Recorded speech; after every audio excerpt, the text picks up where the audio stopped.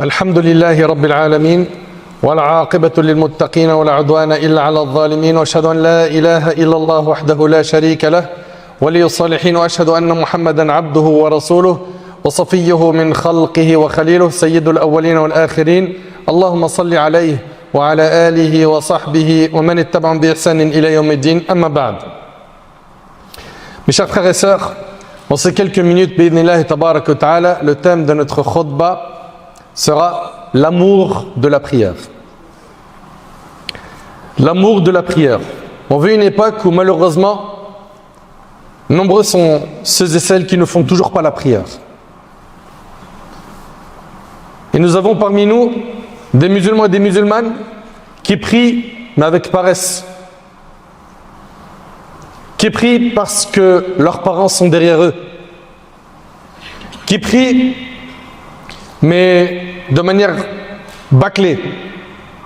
C'est-à-dire qu'ils ne vont pas faire les prières à l'heure. C'est le soir, ils rentrent du travail ou de l'école et allez, Dhuhr, Asr, Maghrib et Isha. Et si on en arrive à ce stade de négligence envers nos prières, c'est parce qu'on n'aime pas réellement la prière. Et aujourd'hui, bi'idhnillahi tabarak wa ta'ala, on va essayer de s'encourager mutuellement à aimer la salat, à aimer la prière. Mes chers frères et sœurs, on cherche tous à avoir le paradis. Et pour avoir le paradis, il faut adorer Allah tabarak wa ta'ala. L'adorer comme lui le veut et pas comme nous on veut. Et malheureusement, ce n'est pas le cas de beaucoup de nos frères et de nos sœurs. Ils adorent Allah subhanahu wa ta'ala comme eux ils le veulent. La prière, je la fais quand je m'en rappelle. Puis je rattrape tout le soir. Puis je ne suis pas concentré, c'est pas grave. Puis il ne sait même pas s'il a les ablutions ou pas. Il ne sait pas s'il a les ablutions ou pas. Puis ma'alish. Il faut impérativement qu'on revoie notre relation avec la prière. La prière qui, comme vous le savez, est un pilier de l'islam. C'est le deuxième pilier de l'islam. Le premier, comme vous le savez, c'est At-Tawhid. L'unicité d'Allah, c'est de témoigner qu'il n'y a pas d'autre divinité qui mérite d'être adorée par Allah et que Muhammad est le messager d'Allah. Le deuxième pilier de l'islam, c'est la prière. Et la prière, comme vous le savez, c'est la première action qu'Allah subhanahu wa ta'ala va juger de nous le jour du jugement. Allahu Akbar. La première action qui sera jugée de nous le jour du jugement, c'est la prière. Cette prière qui est importante, on doit la rendre qualitative. On doit l'améliorer. Pour l'améliorer, il faut l'aimer. Et toi qui veux aimer la prière, si tu veux savoir comment accéder à cet amour, eh bien, il va falloir que dans un premier temps, tu revoies ton amour pour Allah subhanahu wa ta'ala. Et ça, c'est le premier élément que je veux vous enregistrer. Si tu veux aimer la prière, l'aimer du plus profond de ton cœur, il va falloir que tu renforces l'amour d'Allah dans ton cœur. Car le problème, il vient d'ici. Le problème, on vous a dit, il vient de là. Il va falloir que tu aimes Allah du plus profond de ton cœur. Si on renforce l'amour, si on renforce l'amour d'Allah tabarak wa ta'ala dans notre cœur, notre désir de nous présenter à lui en prière augmentera. Et on va savourer cet instant. La prière est un dialogue privé avec Allah et un moyen très efficace de se rapprocher de lui. Selon Anas ibn Malik radiyallahu anhu, le prophète a dit, lorsque l'un d'entre vous se tient debout en prière, il est en conversation avec son Seigneur, rapporté par Bukhari Muslim. Tu es en dialogue privé avec Allah quand tu pries. Avec le Maître, le Créateur. Avec celui qui a créé cet univers. Celui qui a créé les humains. Celui qui a créé les animaux, les montagnes, les mers. Subhanallah, Allahu Akbar. Je ne sais pas si vous ressentez dans votre cœur la grandeur de cette adoration qu'est Salah. Tu es devant le maître des mondes. Si on te dit que tu auras un rendez-vous avec quelqu'un d'important, que tu estimes, que tu aimes, et qu'on te fixe le jour du rendez-vous, l'heure, et que tu aimes cette personne, il se peut que tu n'endormes pas la nuit. Pourquoi? Tu es impatient de rencontrer ton bien-aimé, celui que tu apprécies. Ça peut être un joueur de foot pour certains, un autre c'est une star, un autre un savant. Voilà. Donc si toi tu sais au plus profond de ton cœur que tu as un rendez-vous fixé et tu l'as eu difficilement, tu vas compter les jours, tu vas compter les minutes. Tu seras impatient de le rencontrer. Et une fois devant lui, tu ne voudras pas que le temps il passe vite.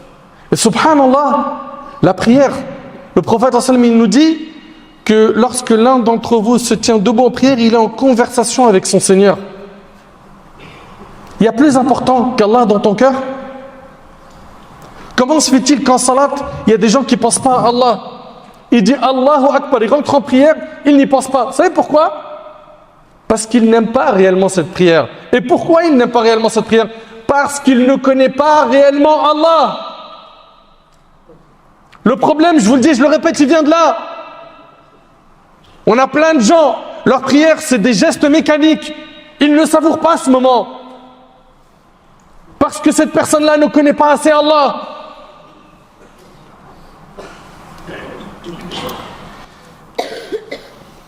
L'amour d'Allah est la base des œuvres du cœur. L'amour d'Allah est le moteur des adorations. Et tu ne peux être considéré comme un adorateur que si tu aimes Allah. L'amour d'Allah est l'une des bases de la servitude. Les savants, qu'Allah leur fasse miséricorde, ont dit l'adoration, c'est l'amour absolu, agrémenté d'une humilité sans borne. L'adoration, c'est quoi? C'est l'amour absolu que tu as pour Allah, agrémenté d'une humilité sans borne. Et cette humilité suppose la soumission. Donc ce qui nous manque en fait pour pouvoir aimer cette prière, c'est d'aimer Allah comme il le faut. Notre bien-aimé alayhi salatu wassalam, dans le hadith rapporté par Muslim d'après Anas radiyallahu anhu, il a dit 3 choses, si elles sont chez une personne, elle aura trouvé la douceur de la foi. Tu veux goûter à la douceur de la foi, aux délices de la foi? 1. Qu'Allah et son messager soient plus aimés auprès de lui que toute autre personne. Tu veux goûter à la douceur de la foi? Il faut que tu aimes Allah et son prophète alayhi salatu wassalam plus que toute autre personne. Yahya ibn Abi Kathir rahimahullah, il a dit les connaisseurs n'ont rien trouvé de plus délectable que l'amour d'Allah et la recherche de sa satisfaction.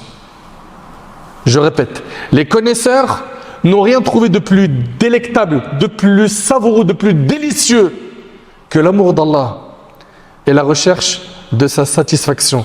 Si on veut goûter aux délices de la prière, il faut renforcer notre amour pour Allah. Ça, c'est des pistes concrètes. J'aimerais qu'elles soient enregistrées. Parce qu'il y a plein de gens qui disent « Ma prière, elle n'a pas de saveur, elle n'a pas de goût. » Mais c'est parce que tu as un problème sur quoi? Sur l'amour que tu as pour Allah subhanahu wa ta'ala. Serviteur d'Allah. L'amour d'Allah implique d'aimer ce qu'Allah aime, n'est-ce pas? L'amour d'Allah, regardez, on va vous dire des mots qui sont simples à retenir. L'amour d'Allah implique d'aimer ce qu'Allah aime. Et dans le hadith al-Qudsi qui est rapporté par l'imam al-Bukhari selon Abu Huraira, radiyallahu anhu, Allah tabarak wa ta'ala a dit « Mon serviteur ne s'approche pas de moi par une chose que j'aime plus que lorsqu'il accomplit ce que je lui ai imposé. » C'est-à-dire qu'Allah subhanahu wa ta'ala, ce qu'il aime le plus dans nos œuvres, c'est la réalisation des actes obligatoires. Et la prière en fait partie. Comprenez donc que l'amour d'Allah implique d'aimer ce qu'Allah aime. Et Allah subhanahu wa ta'ala, ce qu'il aime le plus, c'est quoi? C'est la réalisation des actions obligatoires. Et l'amour d'Allah implique également de donner priorité à ce qu'Allah aime sur ce que nous aimons nous-mêmes. Je répète, et l'amour d'Allah implique également de donner priorité à ce qu'Allah aime sur ce que nous aimons nous-mêmes. Al-Hassan al-Basri rahimahullah, il a dit « Tu n'aimeras Allah que lorsque tu aimeras lui obéir. » Tu n'aimeras Allah que lorsque tu aimeras lui obéir. Pour goûter aux délices de la prière, il faut commencer par aimer cette prière, s'y attacher. Quand toi, tu t'en contrefiches des horaires des prières et que tu les fais sortir de leur temps et que tu les accomplis sans concentration et tu ne te poses même pas la question est-ce que j'ai les ablutions ou pas, allez ma'anish, tu n'es pas en train de montrer à ton Seigneur que tu aimes la salat. Et la salat, c'est un acte obligatoire. Et Allah subhanahu wa ta'ala, ce qu'il aime par-dessus tout, c'est la réalisation des actions obligatoires. Si toi réellement tu aimes Allah, il va falloir que tu aimes ce qu'Allah aime.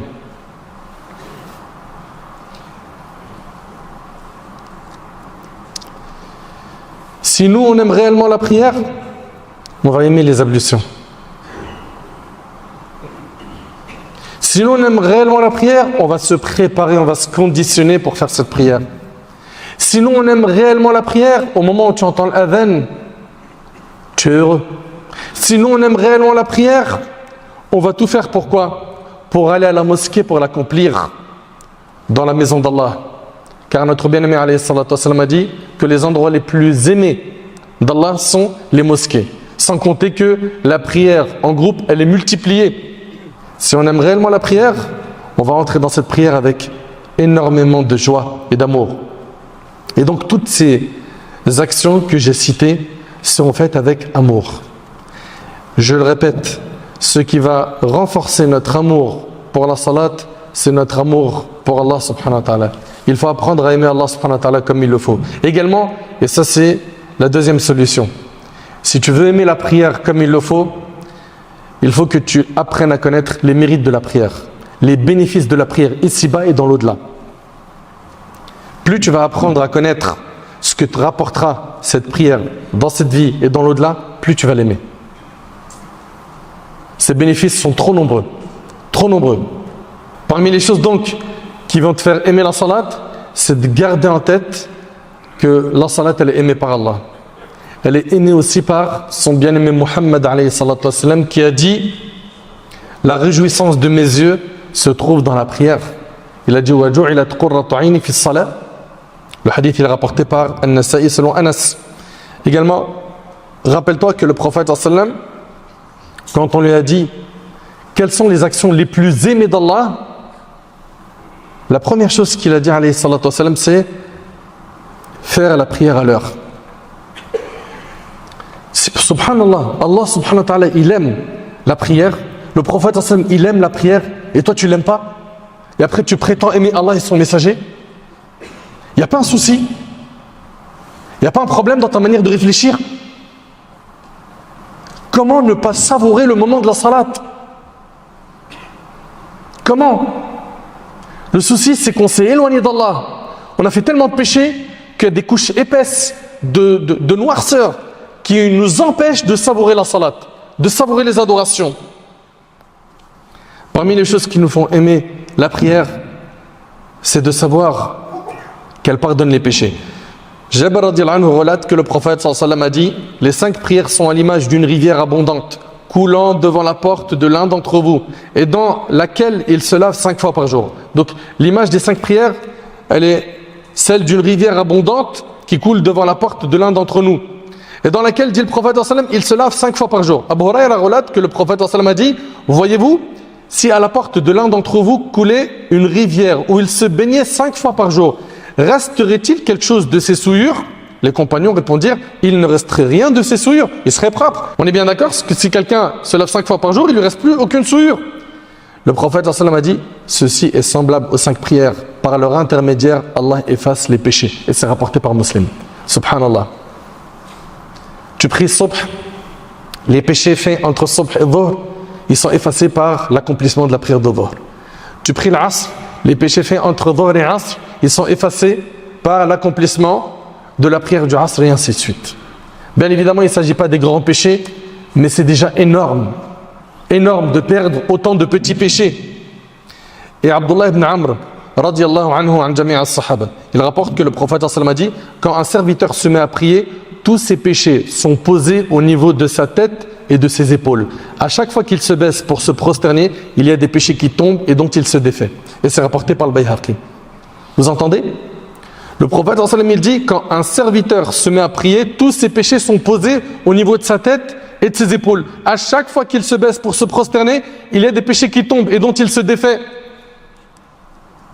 Donc la prière, c'est une source de purification. Allah te pardonne des péchés par le biais de cette prière. Tu te rapproches d'Allah par la prière. Tu fais une action qui est aimée par Allah, qui est aimée par le prophète sallallahu alayhi wa sallam. Et n'oubliez surtout pas, c'est un pilier de l'islam, c'est une obligation. C'est la première adoration sur laquelle on sera jugé le jour du jugement.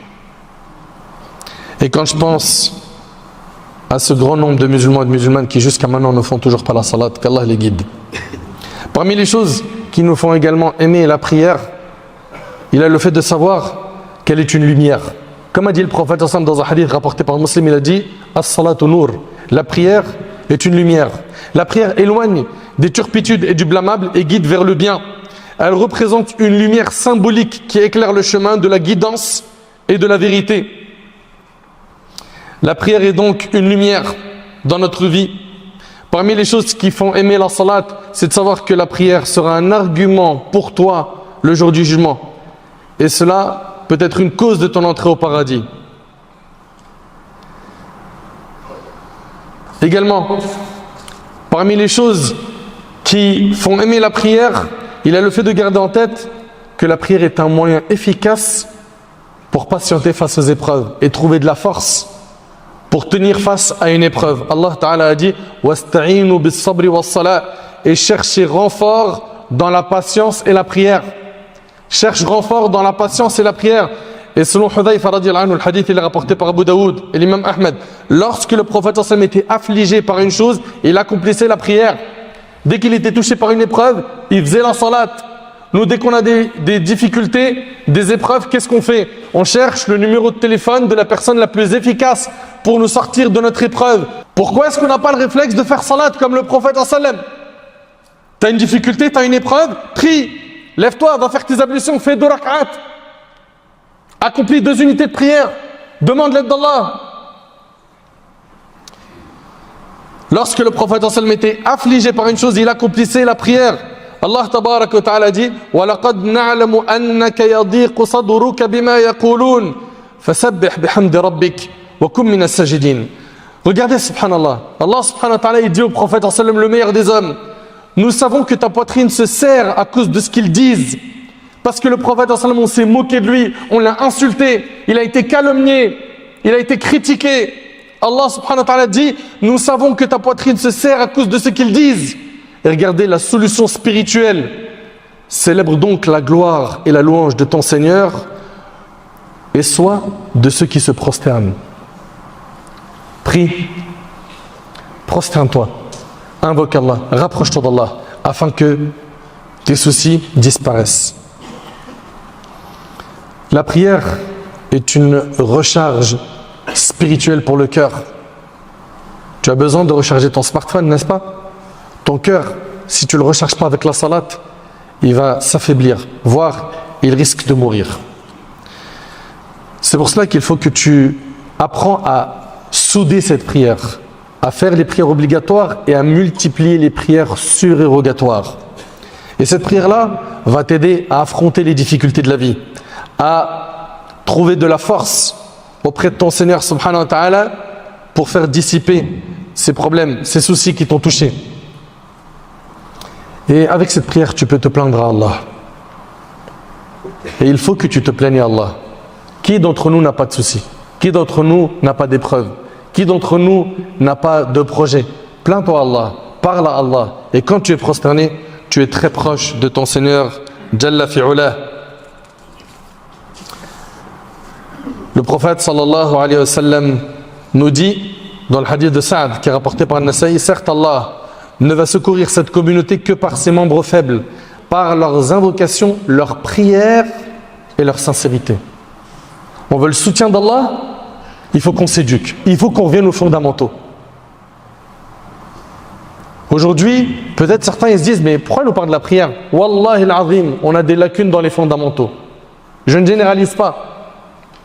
On a des lacunes dans les fondamentaux, après on se dit, mais pourquoi on n'a pas le soutien d'Allah? Est-ce qu'on fait salat déjà?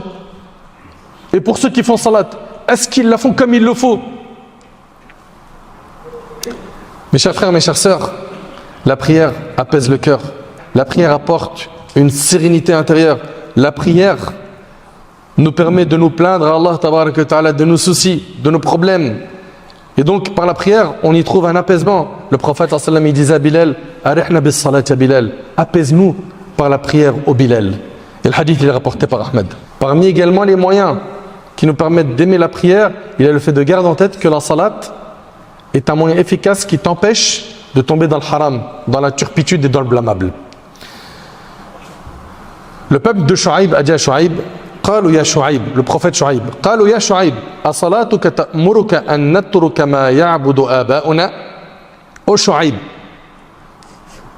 est-ce que ce sont tes prières qui t'ordonnent de nous faire renoncer à ce qu'adoraient nos ancêtres? Donc on voit ici que la prière, elle a cet effet de t'écarter de la turpitude, du blâmable. Allah tabarak wa ta'ala, il dit Inna as-salata tanha 'anil fahsha'i wal munkar. La prière préserve de la turpitude et du blâmable. Celui qui accomplit la prière en la faisant avec son cœur, avec humilité, en faisant cela en étant concentré, cette prière va être le meilleur moyen pour qu'il s'écarte du haram, des péchés qu'il fait. La pratique continue de la prière comme il convient, avec recueillement et méditation, amène à s'écarter de ses méfaits. Parmi également ce qui nous fait aimer la prière, il y a le fait de savoir que lorsqu'on est prosterné, on est très proche d'Allah. Abu Hurayra radhiyallahu anhu relate que le prophète sallallahu alayhi wa sallam a dit: le moment où l'individu est le plus proche de son Seigneur, c'est lorsqu'il est prosterné pour lui. Multipliez alors les invocations rapportées par Muslim. Le moment où tu es le plus proche d'Allah, c'est quand tu es prosterné. Et wallahi, quand on est prosterné, ça fait un bien indescriptible. La prosternation procure une joie indescriptible. Mais hélas, il y en a jusqu'à maintenant qui ne font toujours pas salat. J'implore Allah subhanahu wa ta'ala de les guider. Et il y en a qui ne savourent toujours pas salat jusqu'à maintenant. Qu'Allah subhanahu wa ta'ala leur fasse goûter aux délices de la salat. Nous avons besoin de nous rapprocher d'Allah. Nous avons besoin de nous plaindre à lui. Nous avons besoin d'avoir son soutien. Nous avons besoin de l'invoquer. Nous avons besoin de nous prosterner pour lui. Prions donc. Prions donc afin qu'Allah tabaraka wa ta'ala améliore notre situation. Souvent les gens, quand ils finissent une khutbah de Jumu'ah, ils ressortent avec très peu de leçons. Et moi, je vais vous synthétiser 2 points. Sortez avec ces 2 points et faites le nécessaire pour travailler sur ces 2 points. 1. Renforçons notre amour envers Allah subhanahu wa ta'ala. 2. Apprenons à connaître les mérites et les bénéfices de la prière, ici-bas et dans l'au-delà. Et vous allez voir que si vous faites le nécessaire pour concrétiser ces 2 points, votre prière n'aura plus le même goût. Vous allez rentrer en salat, vous ne voudrez plus en sortir.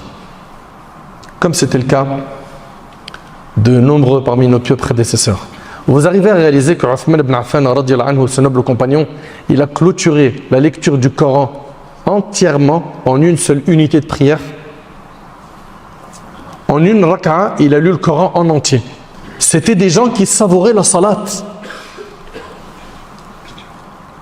Le prophète sallam, ses prières également, elles étaient longues. Pourquoi? Parce qu'il aimait la salat. Il est en train de parler avec le maître des mondes. Tu as des soucis? Tu pries. Tu as des projets? Prie. Tu as besoin de soutien dans une épreuve quelconque? Prie. La prière.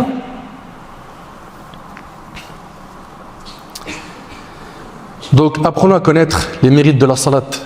Ces 2 points qu'on a évoqués nous permettront, Inch'Allah, d'améliorer la qualité de notre prière. Mes chers frères, mes chères sœurs, on vit une époque où malheureusement il y a beaucoup de gens qui, jusqu'à maintenant, ils ne font toujours pas salat. Et d'autres qui font salat mais de manière bâclée.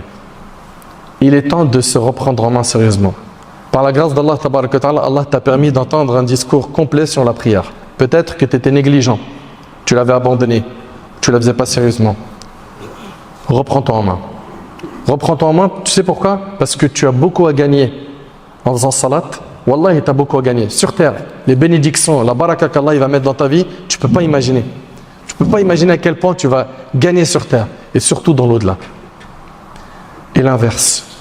En délaissant la salat, wallah, tu t'exposes à de grands dangers sur terre et dans l'au-delà. Oui, mais mon frère, je fais beaucoup de péchés. On t'a dit que le meilleur moyen de combattre ces péchés, c'est de prier. Non, moi je vais attendre d'arrêter mes péchés, après je vais reprendre la prière. Tu es exactement en train de nous dire, je prendrai le médicament quand je serai guéri. Qui fait ça? Qui fait ça? Les gens ils prennent le médicament une fois guéris ou pendant qu'ils sont malades? Pendant qu'ils sont malades. La prière, c'est maintenant. Reprends-la et applique-toi et fréquente des gens pieux et augmente tes connaissances au niveau de la croyance, l'aqid, al-tawhid. Augmente ta connaissance sur les sciences religieuses, sur l'importance de la salat.